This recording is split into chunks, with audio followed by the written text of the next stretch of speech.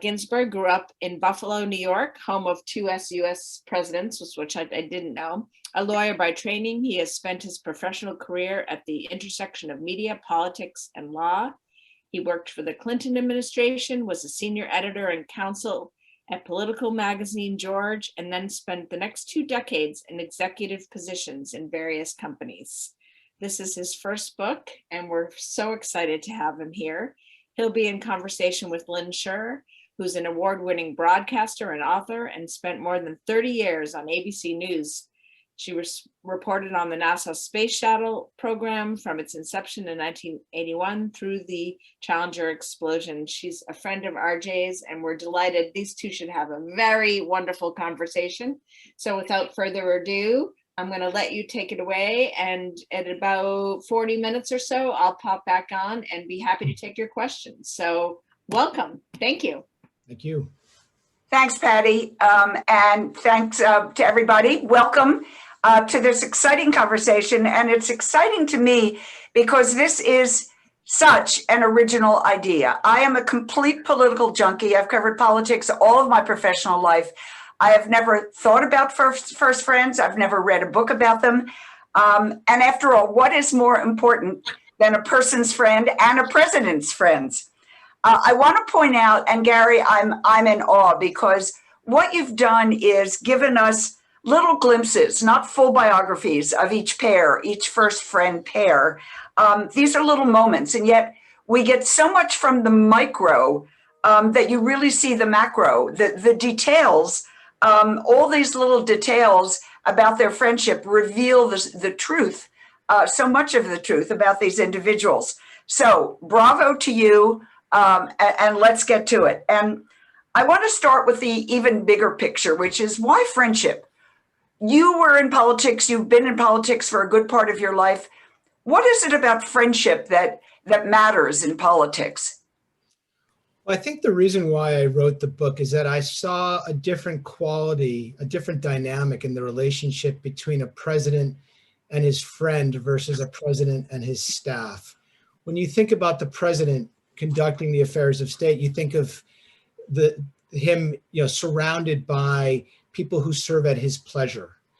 And I think what I was able to, glean from years of working on campaigns and then working in the Clinton administration and then working with other leaders in a position of power is that people whose jobs are dependent upon the leader have a different way of acting around the leader, of speaking to the leader than a first friend does. The first friend has the benefit of years of experience with the leader long before the leader became the leader, and thus has a certain intimacy and a certain ease that provides a different kind of advice, a different kind of respite than anybody who serves on the staff can. And I saw that with Warren Beatty, for example, in the 1984 campaign of Gary Hart's running for president.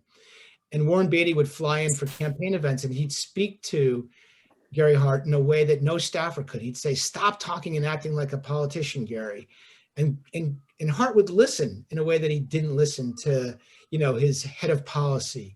And at the same time, Beatty would give him respite at the end of the day. They would go off for long dinners late at night, which was Beatty's preferred time of day.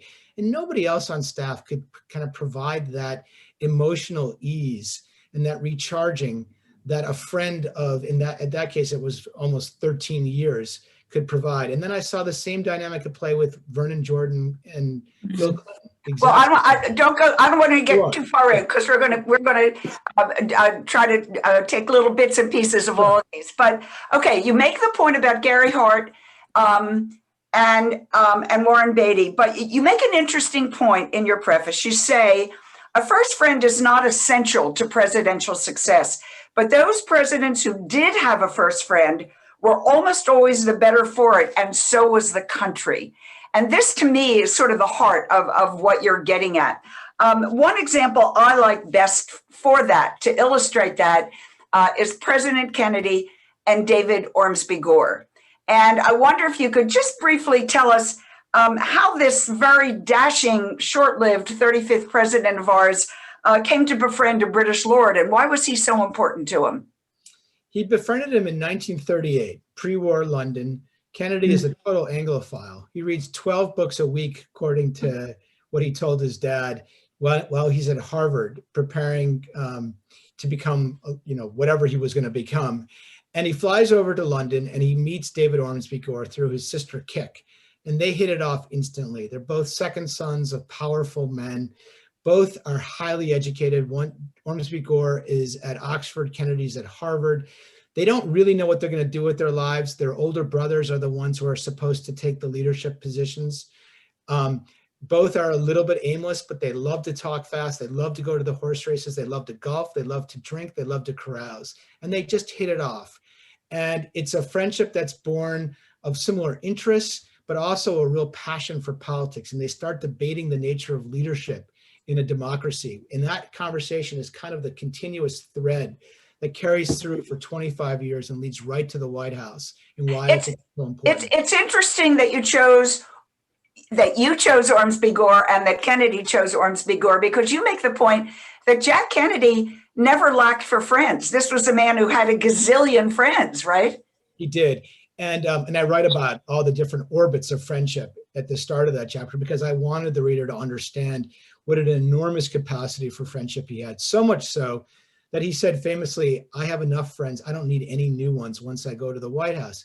But Ormsby Gore is not considered, if you ask most people who are students of the Kennedy presidency, they would tell you it was Lem Billings. Lem Billings had his own room on the third floor of the White House. He had his own Secret Service code name. But I went to Kennedy's daughter, who's an old friend of mine, and I said, "I'm going to ask you. I mean, you lived, you were obviously a young child when your dad was killed, but who do you think was your father's first friend?" And she gave me the really interesting substantive name of David Ormsby Gore. And she said, "I'm going to give you 48 hours to figure it out, and come back to me in 48 hours and tell me if I'm not right, that he is in fact the true first friend." And I spent 2 months just living in this world of their friendship and became utterly transfixed by it. I just loved it because it has this personal dimension of these two men who are just bonded by all of their mutual interest and shared values. And at the same time had this intellectual component that had such a profound impact on our country and indeed the world. And impact on the world indeed. And getting back to your comment in your preface about that friendship being a first friendship being better for the country, two things I want to mention that you bring up, the Limited Test Ban Treaty and the Cuban Missile Crisis. Clearly, David Ormsby Gore influenced President Kennedy in both of these. Can you just briefly explain what happened? Sure. I start the chapter on day 5 of the Cuban Missile Crisis. Kennedy's campaigning in Chicago. He gets a call from his brother. "You got to come back to Washington. You've got to decide whether we're going to blockade Cuba with the discovery of the missiles or we're going to bomb them." So Kennedy issues 4 instructions when he's on his way back to Washington, the 4th of which is, "I want to see David Ormsby Gore immediately, as early as I can on Sunday morning." This is a Saturday afternoon. And David Ormsby Gore, we must point out, what was his official position in 1963? He was 1962. He's the British ambassador to the United States. Right. So he's the ambassador, not someone that the president of the United States would normally call in for dealings with the Soviet Union and Cuba. Correct. And when Ormsby Gore was simply a minister, was working in the Ministry of State in 1961, Kennedy has a long conversation with him 3 weeks after he becomes president. And he can't tell him about the Bay of Pigs invasion because he doesn't have the security clearance. He doesn't have he doesn't have the ability to tell somebody in that position the nuances of an invasion he's about to make. Now he is the British ambassador. Macmillan, who's the prime minister, has already been read in. So he wants Ormsby Gore's counsel more than anybody else. They spend hours that Sunday, day 6 of the Cuban Missile Crisis, going over debating whether a blockade or a bombing is the right approach. Later that night, they get back together again and they go over it again. How is he going to address the nation the next day once they've decided on the blockade? And then as I write in my chapter, 2 nights later, there's Ormsby Gore actually crouched on the floor with Jack Kennedy, looking at satellite photos to release to a skeptical public, particularly in Europe, to convince them that these missile sites do exist. And then most importantly, Ormsby Gore looks at the perimeter that the blockade has been set and says it's too far out. You've got to move it in from 800 miles to 500 miles to give the Russian ships more time to decide whether they truly want to break that blockade. And Kennedy says, you're absolutely right, brings the perimeter in, which was very, very important. As someone who, like many in our audience, I'm sure today, lived through that, thank you, David Ormsby Gore, because that effectively is what ended the problem when the Soviets backed down. I'm not going to do the test ban right now because we need to let our audience read the book themselves and find out. But this was a case of a first friend who influenced our history in a very important way. Yes, and we went through the way, yeah. He really demanded nothing for himself. He was just a friend. I now want to go to the man I consider the anti-Ormsby Gore, and that would be Colonel House. And Colonel House, in your book, is the first friend of President Woodrow Wilson. I have to tell you, I didn't know about Colonel House. He really seems like a nasty fellow. Describe him. I mean, he's the absolute polar opposite of what you just described about Ormsby Gore, right? Well, in a sense, yes, because Colonel House was born rich. He became even richer when he inherited his father's business in Texas in the 1880s. He was a diminutive man who was sickly and couldn't stand heat, but he became a power. After he made his money, he decided to become a political fixer, and he elected 4 consecutive Democratic governors of Texas. And then he decided that Texas was too small for his ambitions. And he started looking for the man in the opportunity because he wanted to play on a national and hopefully an international stage. And Can I have to interrupt you because I have to quote from your book. This is what you write. He realizes he needs to attach himself to someone on the rise who will recognize his unique abilities and use them to change the country or even the world. Whoa, ambitious much? And he was very ambitious. He was not a man of, he had talent. Let me just caveat that he was not a man that lacked in political skill, in cunning, in wiliness. So he had something to offer. But what I find so just serendipitous for both men is that at the very moment that Colonel House is looking for the man and the opportunity, Wilson is looking for a new best friend. He got jilted by his best friend, a professor at Princeton.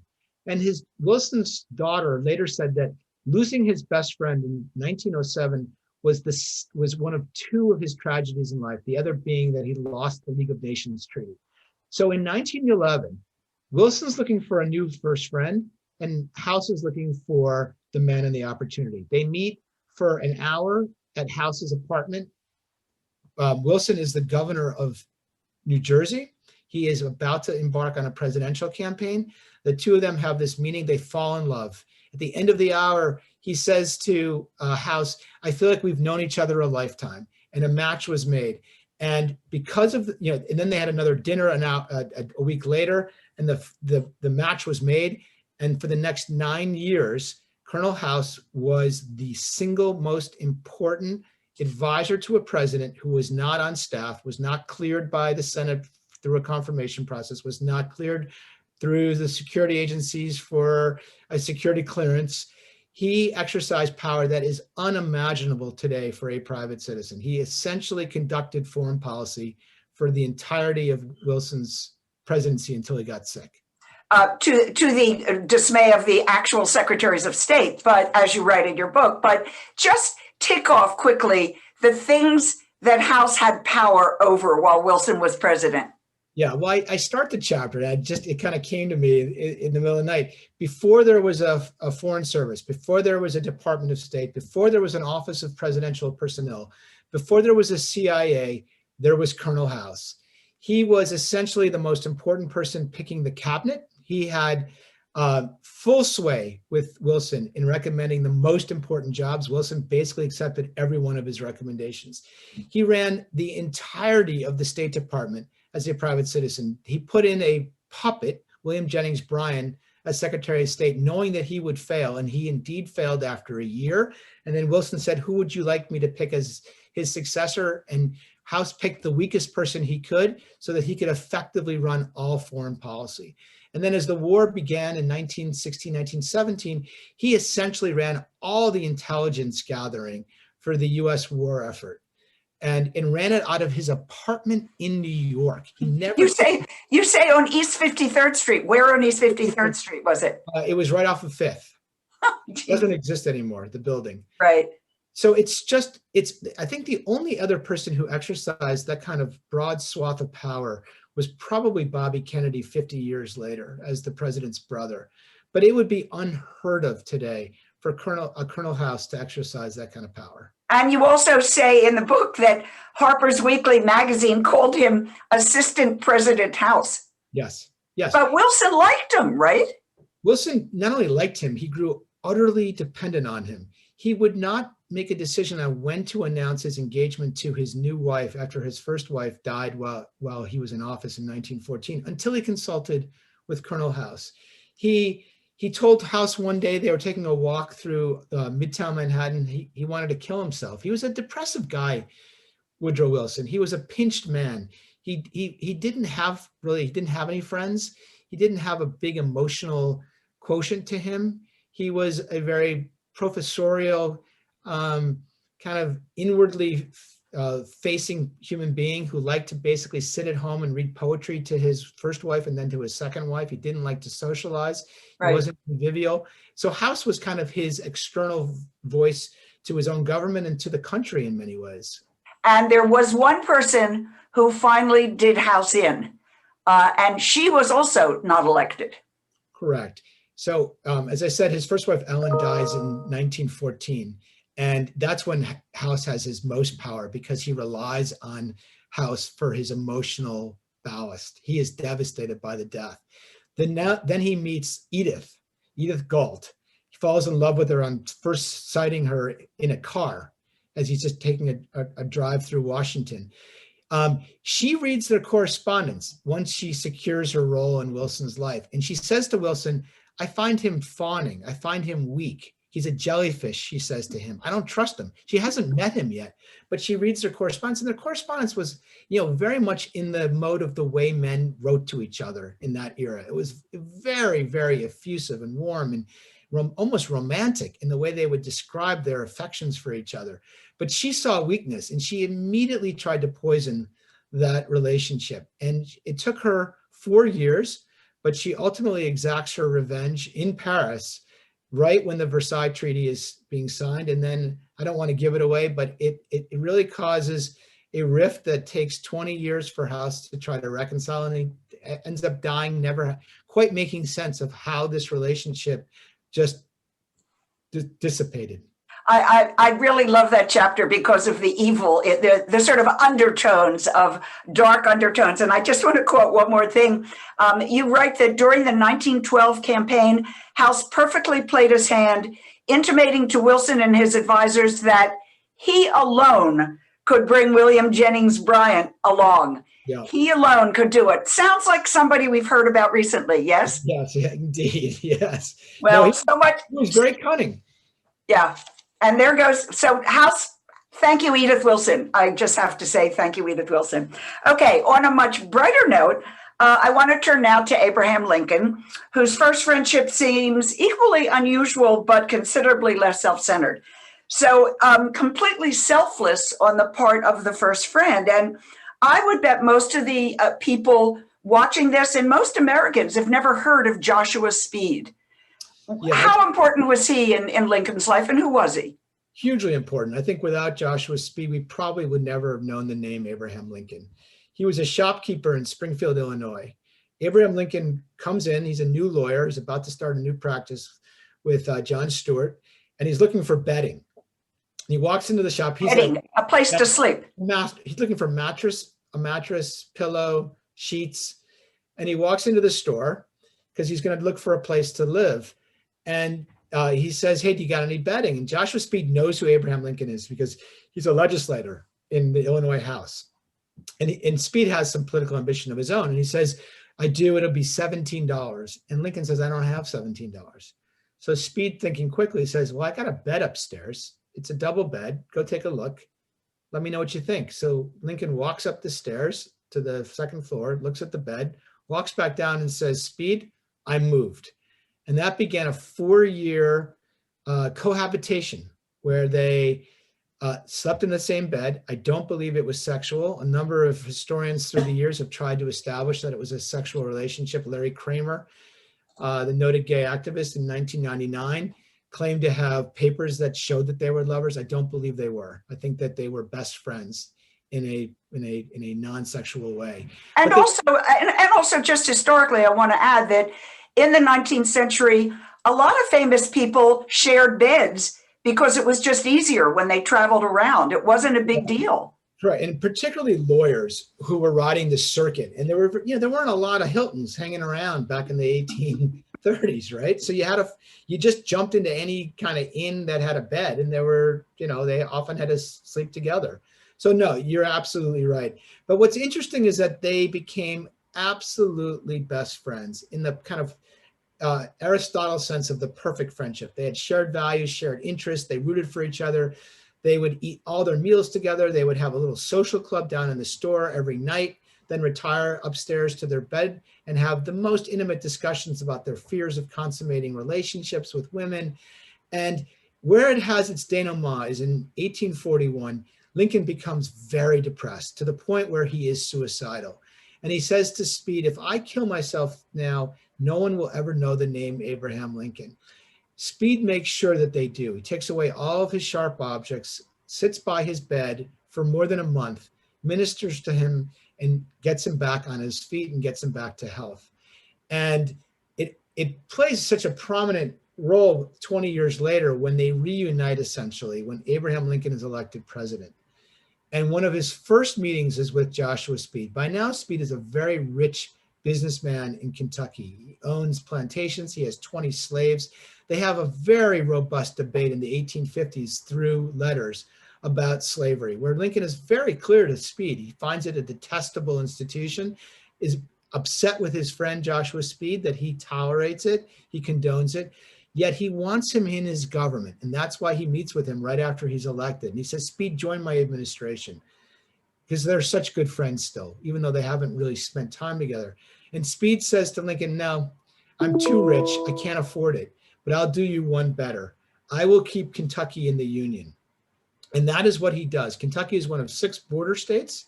Hugely important to Lincoln that he not lose those border states, because then you probably don't have the manpower to win the war. Speed does everything he can back in Kentucky. He gets arms to Union loyalists. He helps Lincoln message how he's talking about the war, so it's not all about slavery, to a state that actually supports slavery. Kentucky stays in the Union. Lincoln wins the war, and the Union is saved. And a lot of it had to do with Joshua Speed and that friendship. It is, as you use the word intimate, and the way you write it, it's a very intimate relationship. They shared so much, and yet they had a big rift. Speed did not vote for Lincoln in 1860. Right. Also, Speed had a plantation where he enslaved people.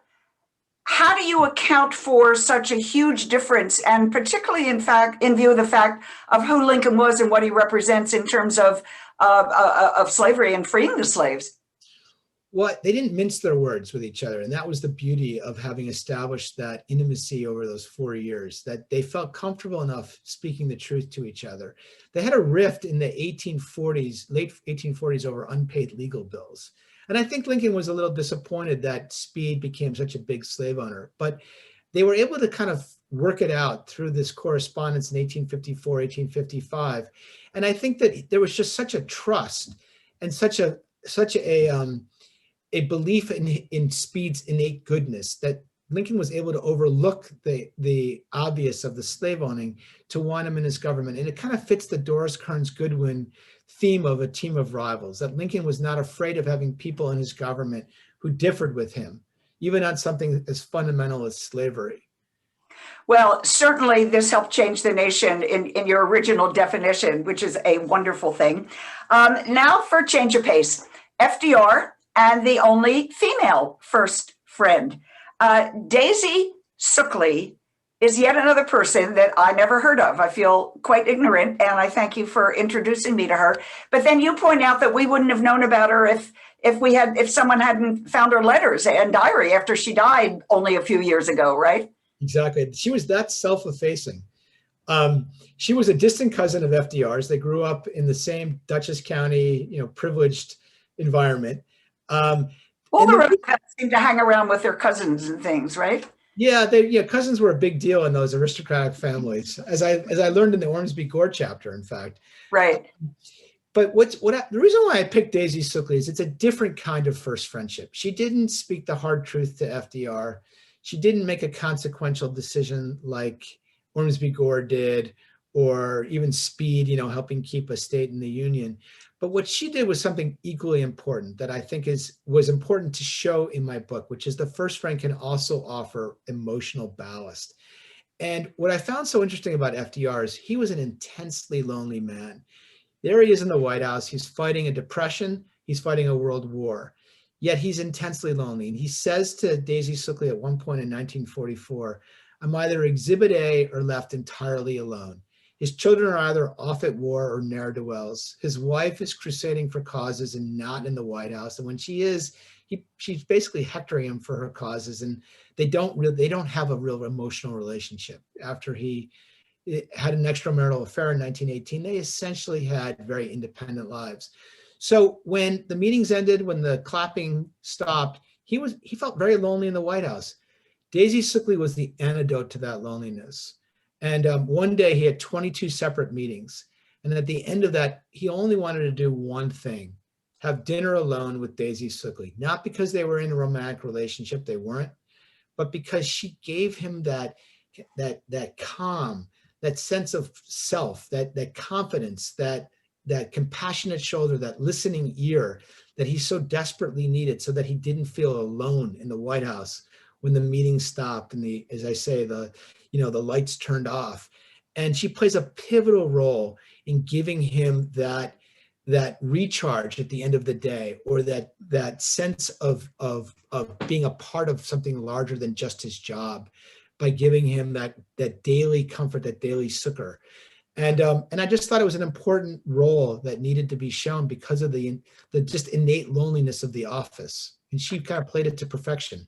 I think it's a perfect way to describe that. And the picture of the two of them together in so many different settings is really, it's very touching. I want to point out that you report to illustrate how close they were, that of 4 known photographs of FDR in a wheelchair, as everybody knows, he had polio and never walked again, but the public at large was never allowed to see him in a wheelchair or looking infirm. Of the 4 known photographs, Daisy Sickle took 2 of them, which is really quite amazing. I do just want to push you on one thing, though. You make it very clear that you looked into it. It was not a romantic relationship. It was not a sexual relationship. But she does say on your page 174, after a motor car, in her diary, "The president is a man, mentally, physically, and spiritually. What more can I say?" This is 1935. Come on, Gary. Okay, so I was going to get to it. I do believe that they had a moment. And I'm not the first person to discover Daisy Sickle. There's a great FDR historian named Jeffrey Ward, who wrote this. He's the one who basically found the papers when they were discovered by family members cleaning out her room. She stayed in the same. She basically lived in the same house for 100 years. In her 100th year, she died in 1991, and they found a trunk full of letters between her and FDR. There were 38 letters that went back and forth, but she kept a diary. And what's fascinating is that people would come around her house because they knew that she had some relationship to FDR, and they'd say, "Hey, what was your role in the Roosevelt administration?" And she'd say, "Oh, just very little. I was just basically I saw him a bit." No one had any idea that she played this intimate role. The intimate role, and I just want to make sure I'm very honest about it. I think they kissed each other on a ride up through the Dutchess County countryside. They stopped at a place called Top Cottage, which was one of FDR's favorite retreats. And under a tree in a driving rainstorm, I believe there was a kiss. And for Daisy, that was a very big deal. She never married. I don't believe she ever had a sexual relationship with anybody. She never, she never had a relationship of any sort, even leaving alone marriage. I don't believe FDR could have sexual relations after he contracted polio. Mm-hmm. And Jeffrey Ward, who studied this quite intently, firmly believes this, and I have no reason to doubt Ward's conclusion. Well, I'm glad Daisy had her moment. She had her moment, and I think it lasted for a lifetime. Okay, we have 3 more we want to do just briefly, very briefly. So from the dreamy and the soulful to the more pragmatic, a couple of haberdashers. Harry S. Truman and Eddie Jacobson. Tell the audience what a haberdasher is. Yeah, they sold men's clothing, basically. Eddie Jacobson was a haberdasher. And it's a word you'd never use, and I've been using it constantly for 3 But weeks. we always used to use it for Truman. Oh, there's haberdasher as president. But when I was a very little girl, Right. talk about the one moment with Eddie Jacobson. Yeah. So this is an example of a friendship affecting history. Eddie Jacobson flies halfway across the country at the request of Jewish leaders in 1948 who are worried that Harry Truman is not going to recognize an independent Jewish state.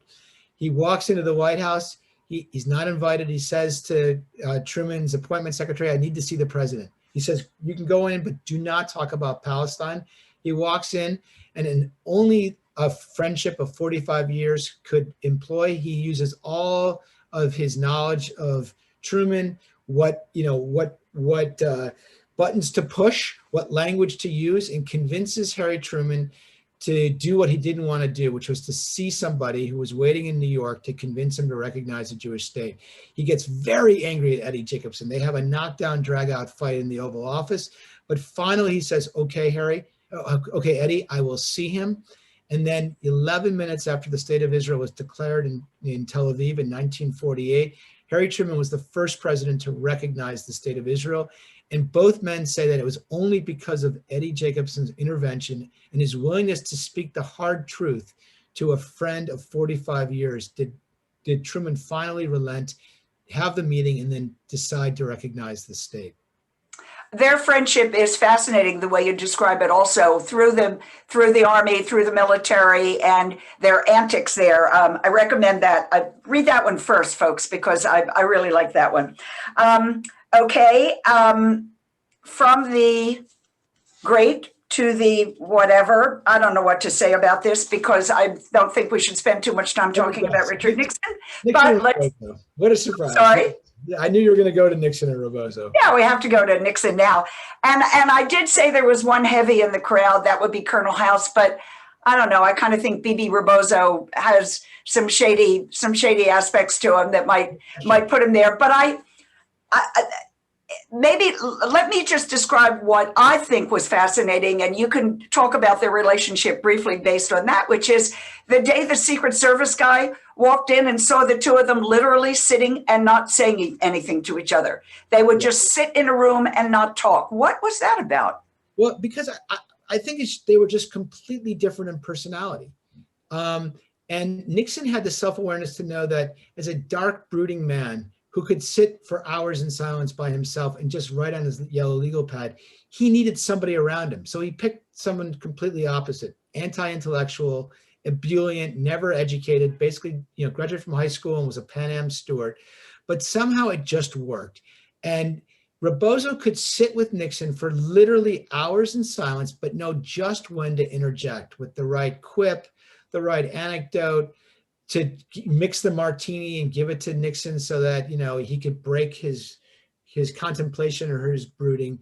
And so it's a real friendship. I mean, they grow intensely dependent on each other to the point where they spend 60 weekends together during Nixon's presidency, which is just remarkable. I mean, Pat Nixon said that Rebozo was a sponge, but that's what Nixon wanted. Nixon wanted somebody who he could just be around, relax with, and not have to perform for. And where it turns a tragic turn is when they get to the White House, and Rebozo can't speak the truth to Nixon. He does once in their entire friendship, which is in 1967. He says, "Dick, don't run for president." because he saw how devastated Nixon was by his losses in 1960 and 62.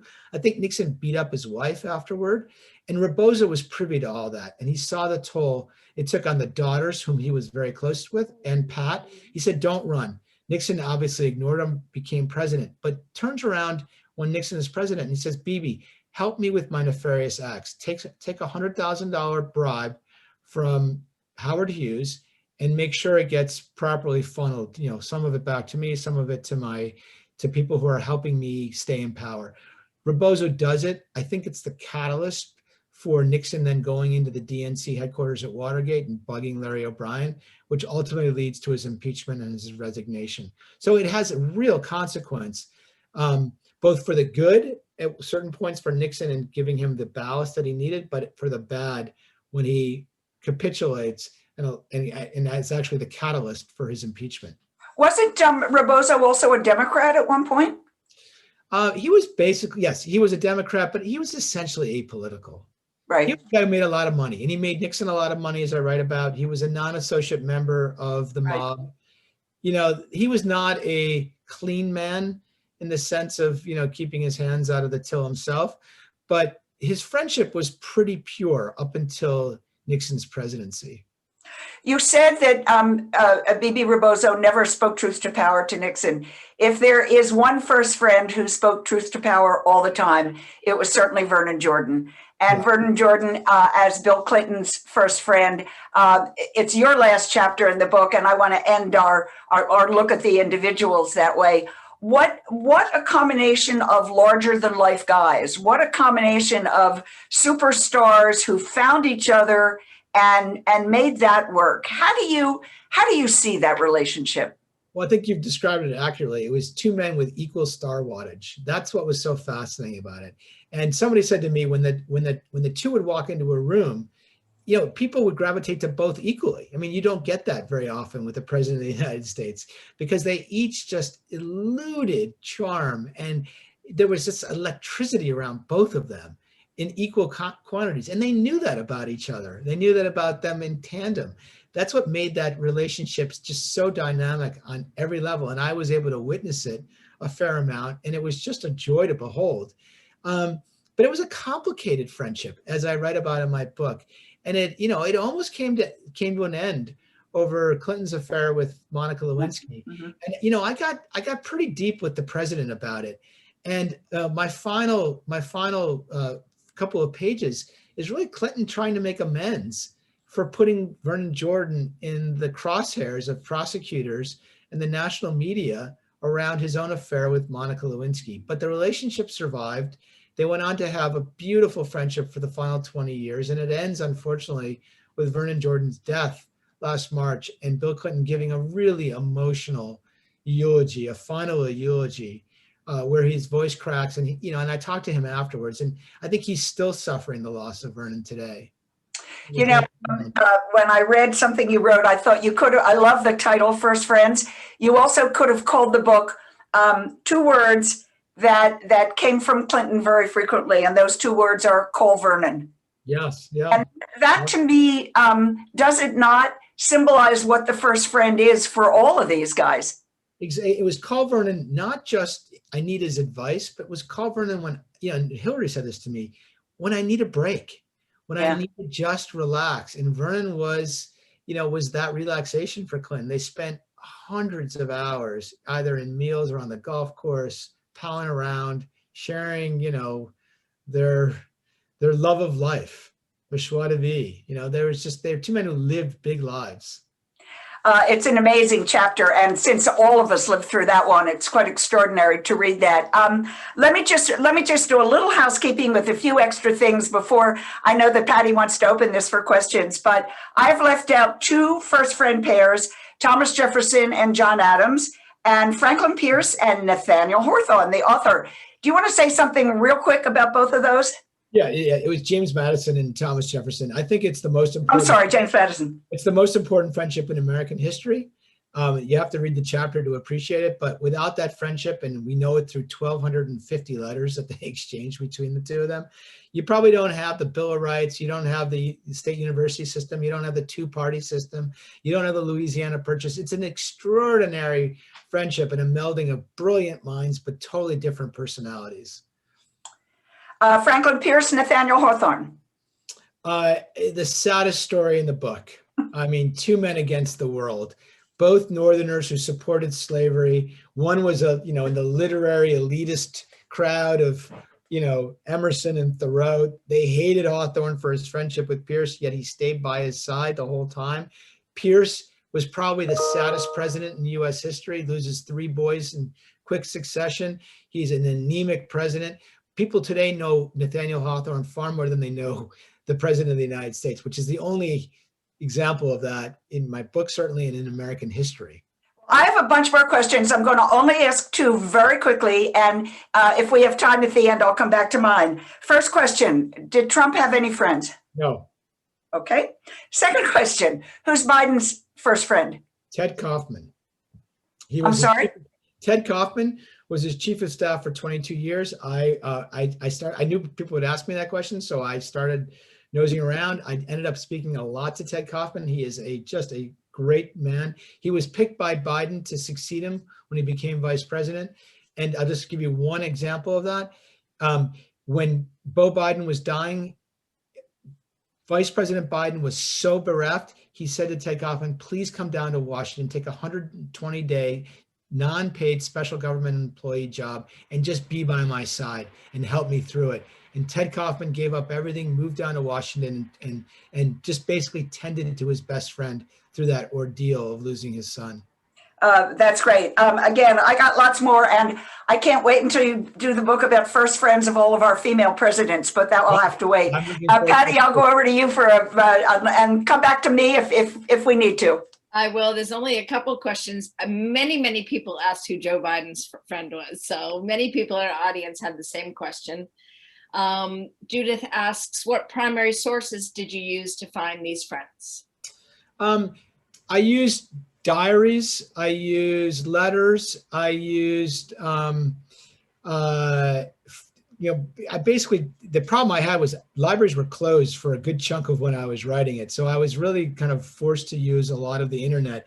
In a couple of cases, there have been books. There was a book about Speed and Lincoln by Charles Strozer, which is really the seminal work on that.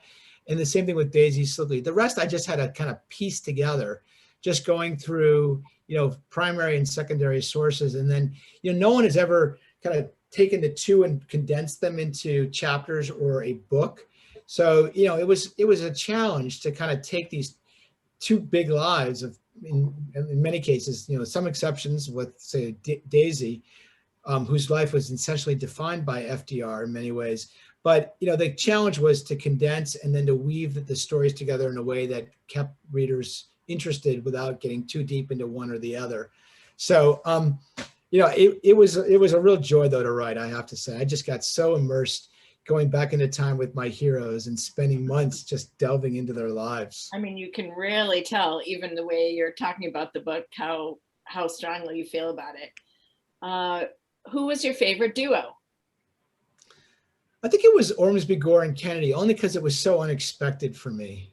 I didn't know, as I said, Ormsby Gore, who he was. And then to see it come to life as I kind of pieced it together. And, I was able to call, it was so much fun for me because there's a couple of people left, for example, in the Kennedy orbit. And I was able to call a woman who's she's 95 years old, who actually went to Angkor Wat on a trip with Jackie Kennedy and David Ormsby Gore when Ormsby Gore proposed to Jackie Kennedy. And she was there, she witnessed it. And so for me, it was just wild to have somebody still alive who had experienced that friendship between Jack and Ormsby Gore and Jackie and Ormsby Gore. And it was the same thing with Nixon, like talking to John Dean. I just called him up out of the blue because I was trying to find people in the Nixon orbit who were still alive. There's very few.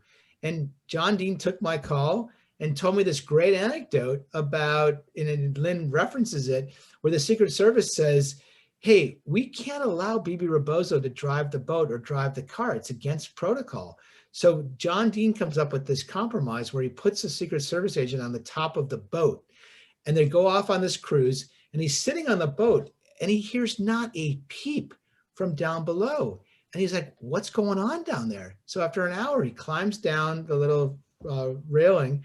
He peers into the stateroom and he sees two men just staring out at sea, not exchanging a word. So he stays down there, kind of crouched, and he watches it go on for hours. So he comes back to John Dean. He says, it's the damnedest thing. These two guys just sit in silence. So John Dean decides, I'm going to check this out. So he calls the Secret Service detail that would go on walks at San Clemente. And he says, hey, what do you witness when you guys are trailing, behind them on the beach? And they said to John Dean, it's the damnedest thing. They walk in silence. So it was like, and I think John Dean's been dying to tell that story for literally 50 years. But it helped define the chapter for me, actually. That's terrific. Everybody at Bookhampton, and we'd like to ask actually both of you, Lynn and Gary, what are you reading right now? What's on your bedside table? Gary? You go ahead. You can start, Lynn. Okay, Lynn. I'm going to tell you to start because I have so many. I'm trying to figure out which one I want to mention. Go ahead. Okay. I'm going to be totally honest with you. I'm just a voracious reader. Oh, good. A voracious reader, but I did not want to get out of I kind of felt like an actor who wants to stay in his role. So I've only been reading things related to my book because I want to go deeper and deeper into these subject matters, particularly the presidents. So I've been reading histories. I read The Sphinx about Jefferson. I read David Rubenstein wrote a great history about presidents with some of the great historians, which I just read last week. But I've kind of just stayed in my little world, and I'm looking forward to, once the kind of book launch starts to dissipate a bit, to getting back into just my normal reading habits. Okay, thank you. Lynn? I just read, it's about to come out, a new Louise Penny mystery. I'm a mystery reader. And it is the first book of fiction I have read dealing with the COVID situation. It's a post-COVID book.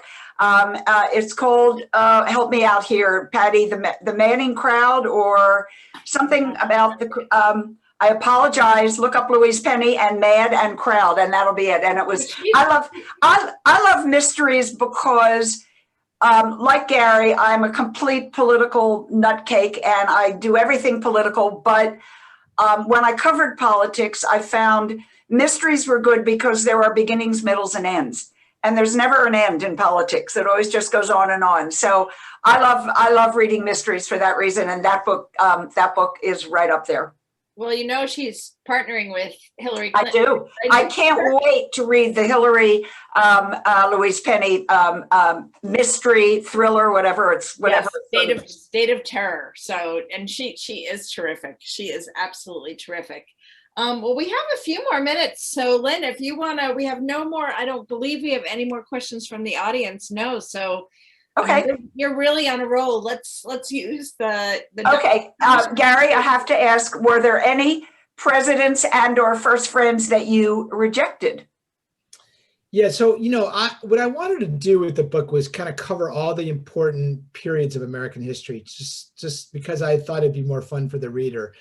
I debated between Henry Knox, who was George Washington's best friend, and or doing Jefferson and Madison. And I chose Jefferson and Madison just because I just thought there was more stories to tell. It's not just, hugely important, in terms of the kind of core structures of our government today, but also on a personal level. There was just so much fun interaction between the two. And there were so many letters between them to kind of read and enjoy that I thought it would just be a more fun chapter.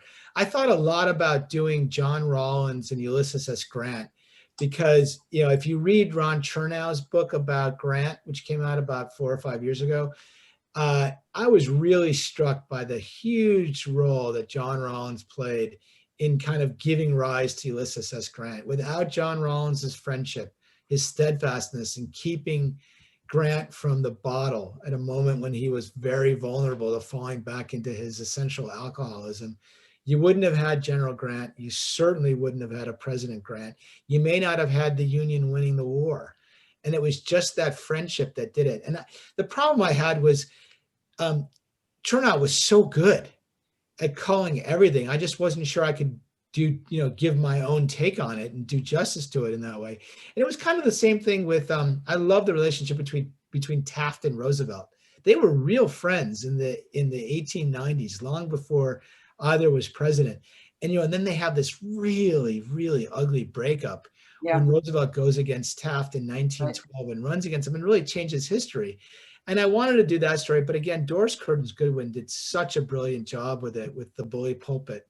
So I decided, why try to compete, giving my own take against these seminal relationships. I did seminal descriptions of them. I did think about doing Warren G. Harding, because he had a best friend who also was a mistress, and the mistress. Can I just interrupt and say thank you for not doing Warren G. Harding? I mean, really, do we need to read about him?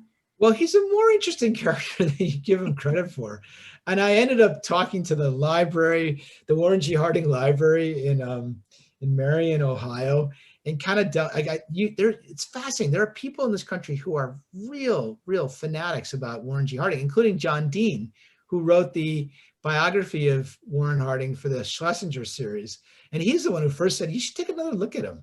There's a revisionist history afoot on Warren G. Harding. But what I found so much fun was that his best friend was this mistress, and she happened to end up being a German spy.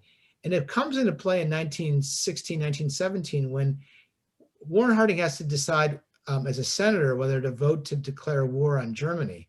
And she's pushing him not to declare war because she's a German spy.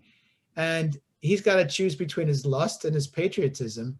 Fortunately, he chose his patriotism, and he voted for America to go to war. But it's a really bizarre story. I just want to say I actually just looked it up. The Louise Penny book is called The Madness of Crowds, if any of you are interested, and you should be. And we put a link to all the books that you're recommending in the chat box if anyone wants to buy them through Bookhampton. So. Oh, great. Okay. All right, Gary, I got two more things. I think we're just about done here. What, if anything, has this exploration done to your understanding of friendship and your own friends? Have you thought about that at all? I know you're not a president, but still. Well, I think what it proved to me was that if friendship is so important in my life, and it's played a hugely important role in every facet and stage of my life. I've relied on my friends for, all the things that we almost take for granted. But I realized, I guess, for myself personally, how important my friends were. But then when you apply it to the most powerful person on the planet, how important it can be for good and for ill. And luckily in my book, I think it's mostly for good, as you said at the beginning, that those presidents who had friends were better for it, and so was the country. And I just think that what it reinforced for me is how important friendship is. And I think we all felt that over the last 18 months of the pandemic, when we couldn't be around our friends, and how much was missing from the texture and fabric of our lives, not having that constant interaction. And so when you apply it to the most lonely job on the planet, you can appreciate just how consequential it can be. And hopefully my book conveys that. And final question, next book? I'm thinking about it. I mean, I had so much fun with this, and I've been really so excited by the reaction. I never expected it to have the kind of reception it's received. So yeah, I've been debating what it is. I have a couple of really good ideas, I think, and hopefully I'll decide on it and do it. Great, get it done, and I'll meet you back here. I would love that. Great. I want to thank you both. What a fantastic conversation. Please purchase Gary's book, First Friends. We have book plates, so buy away either online, in any of our stores. You both were a delight. Thank you so much for sharing your time with us, and good night. Thank you so much for having me. Bye-bye. Thank you. Good night.